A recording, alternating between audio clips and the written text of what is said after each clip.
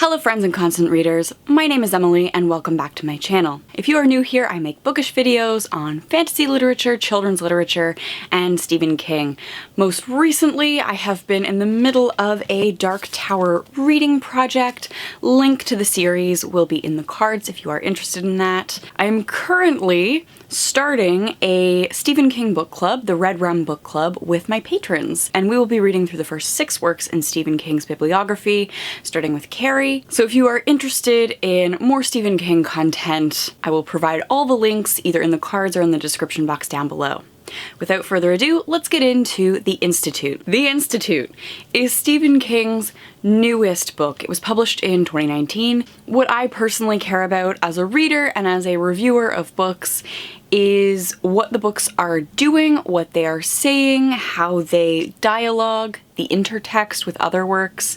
The Institute is the story of Luke Ellis, who is an incredibly gifted child. He has a very high IQ, and as a middle grade age student has applied to 2 universities that he wants to study at simultaneously. He is that level of gifted. He also has slight telekinetic powers whenever he is feeling very emotional. And one night some people break into his house, they murder his mother and father, and they kidnap him and they take him to the Institute, a place in which children are abused and tested, and all of them have either telepathic or telekinetic abilities. They are kept in the front half of this institute and poked and prodded and given shots before they are moved on to the back half of the institute, and no one ever comes back from the back half. The majority of this story is spent with Luke and the kids.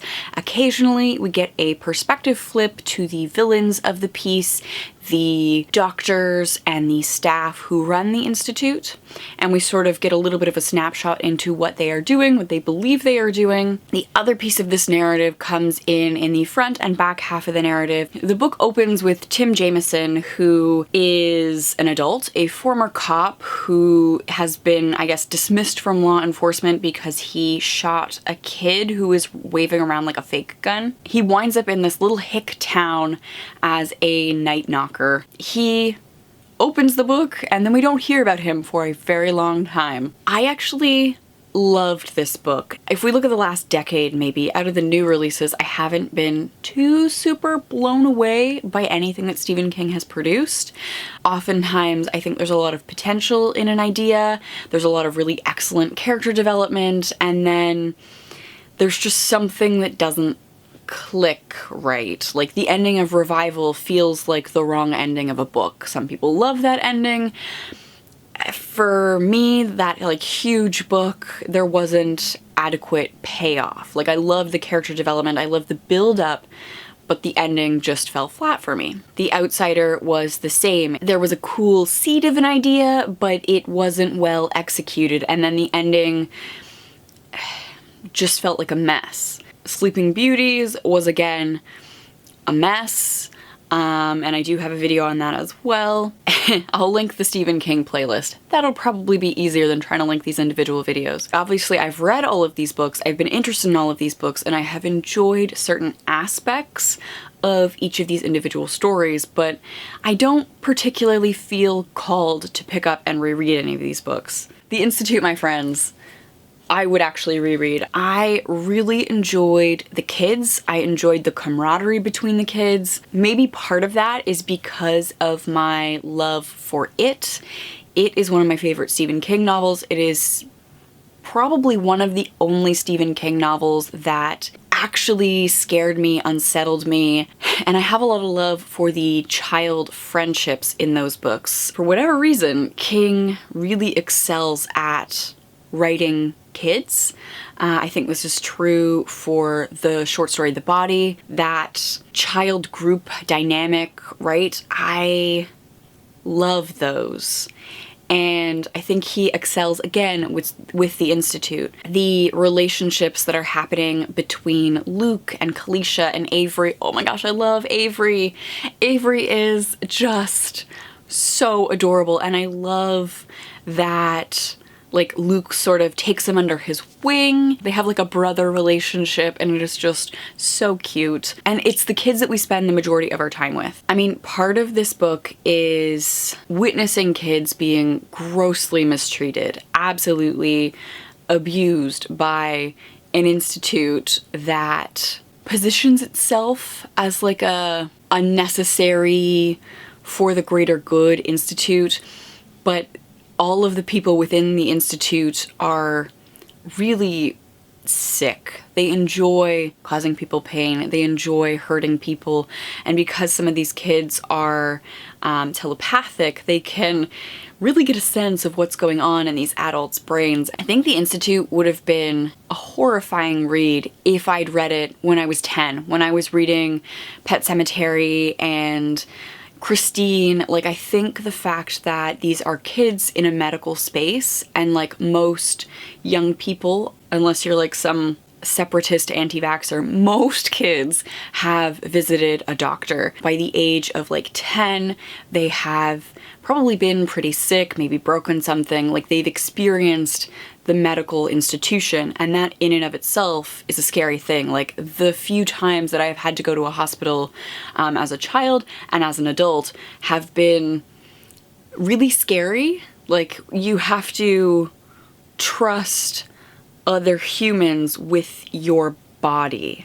And those humans have the skills and the expertise over your body, and like they are making decisions for you in a lot of cases. Medical institutions are already kind of scary, and then you have this institute in the book that positions itself as like an authority. We need to do these tests. It's for the greater good. Like we need you to do this. And I think especially with the drugs and the alcohol that the children are provided with, the system of earning tokens to purchase treats, it's very much about grooming good, compliant bodies. It's just sort of taking that medical experience a step further, and I think if I'd read this when I was a lot younger, it would have been a lot more horrifying. For me, because I loved the kids so much, nothing dragged. The initial bit with Tim Jameson, I was like, all right, like I hear this is about children. When we started out with an adult named Tim, I was like, okay, how does this play in? And I was curious, so that didn't drag for me. Once we got to Luke, once we got to the Institute, that didn't drag. There was a little part in the end where, how can I do this without any spoilers? There was a point at the end where a character has made a decision. We are witnessing the follow-through of this decision. It is fairly painstakingly detailed to get from point A to point B. And we witness like all of the preamble between A and B, although B is really where we want to get to. I feel like we maybe could have cut out a lot of the journey between A and B. If you've read the book, hopefully you know what I'm talking about, but I still didn't skim. Like there have been certain points in recent Stephen King books where I'm like, okay, I see where this is going, and I just sort of skim and flip pages until I get to the exciting part, which is maybe blasphemy. I know a lot of constant readers love that wordiness, love sinking into the world, but for me, that wordiness, whether or not I'm willing to read it, depends on how bought in I am to the narrative, and for this one, I bought in. I really enjoyed it. I will say that when I first got to the Institute, I got heavy YA vibes. So I have an academic background in children's literature, and so I've read a lot of young adult literature. There was a whole heyday of dystopian craze, just in case your constant reader bubble does not overlap with YA. I'm gonna give you this context. So we have The Hunger Games by Suzanne Collins creates this dystopian boom, right? Then we get Divergent, and then there was a whole host of dystopian YA that just saturated the market, and right now dystopian YA is dead. It is an unpublishable thing. If anyone is getting dystopia published, they are spinning it as something else. Like, I think it's Alexa Dunn who just published a book that is technically a dystopian novel, but when they pitched it, when they pushed it, and tried to get it purchased by publishing houses, they spun it as a romance in space, because that's technically also true. Right now, in YA, dystopia is dead. But like the experience of Luke being sort of kidnapped and dropped straight into the Institute, and that like middle chunk of the narrative, for me as like a children's lit scholar, very easily tracks onto YA dystopia. I'm thinking specifically of stuff like The Maze Runner, where kids are just sort of dropped into the maze and they're like, what the fuck are we doing? Who knows? It had similar vibes. Like for that initial bit in the Institute, I was like, does Stephen King know that dystopia is dead? Like, I think it's especially because they're children, right? So like immediately I'm reading about children, my brain goes, children's lit, YA, dystopia, it's dead. So like, how are we changing this? Which is probably not an issue for any adult readers, because in adult fiction and general fiction, dystopia isn't dead. Who knows, following Margaret Atwood's The Testaments that just came out, maybe we'll see a little bit of a rise in dystopian fiction, but it's not overwhelming at this moment. Maybe The Institute sort of fits into The Handmaid's Tale revival, The Testaments by Margaret Atwood, that whole political dystopia that's commenting on the state of the world right now. And how do we deal with that? We deal with that with fiction. So if you are sensitive to spoilers, I will leave you with a timestamp for when you can skip to. 1, 2, 3. Alrighty. This is a spoiler, but maybe one that you could guess, because the Institute sounds institutional. It sounds very official. It sounds very governmental. Governmental? Oh gosh, that's not a word, is it? It sounds like it might be part of a government operation. So what we learn is that the Institute is one of many institutes around the world that is sort of a shadow government thing. And they are using these children to stop potential catastrophes before they start. So they have folks with the ability to sort of see into the future, and those folks identify potential humans who could be the domino that end the world. And so they then use the psychic and telekinetic children at the Institute to kill these figures around the world before they cause problems. That institute, that shadow government aspect fits in with this political climate around the world. Just, you look anywhere, it seems like there has been a sort of global just shit show happening. I feel like a lot of fiction, The Institute and The Testaments and the revival of The Handmaid's Tale, are all sort of a response to that coming loose, the crumbling feeling that I think you have, or you get a sense of, if you are paying attention to world politics. And I am genuinely curious how this book will age. I think oftentimes we see horror as a genre respond to what is happening in the world, right? Like Dracula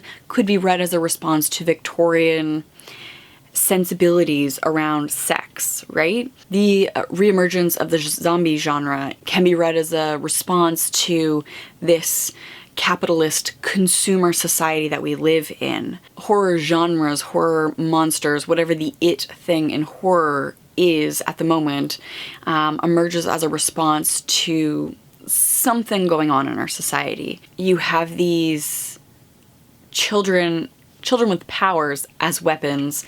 Also the younger generations, the children now, are probably our greatest assets and our greatest weapons as well, depending on how they are socialized, how they internalize these messages that they are receiving about what is a good society, what is a good citizen. In my mind, did I just make children the next monster? I don't know where I'm going with that, but that's just something I'm sort of spitballing off the top of my head here. Overall, I really enjoyed The Institute. I gave it 5 out of 5 stars on Goodreads, if that means anything to you. It is my favorite Stephen King book of the last 5 years easily, and possibly of the last decade as well. I am personally really interested in seeing how the Institute compares to Kerry. I am reading Kerry right now for the Red Rum Book Club with my patrons for a discussion at the end of October. We're gonna have a live show and talk about it. So it's kind of cool that Kerry involves telekinesis and the Institute involves telekinesis as well. So it'll be interesting to see like the very first published Stephen King novel compared to the most recent one.